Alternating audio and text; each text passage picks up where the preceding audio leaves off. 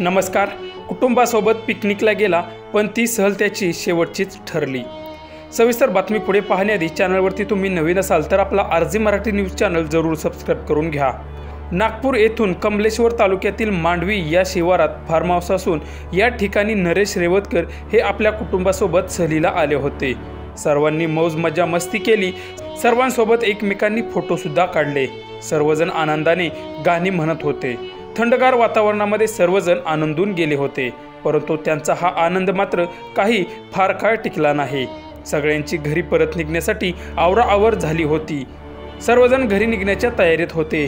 परंतु नरेश रेवतकर यांचे पाय मातीने भरले असल्यामुळे ते धुण्यासाठी म्हणून सांगून जवळच्याच तलावात गेले.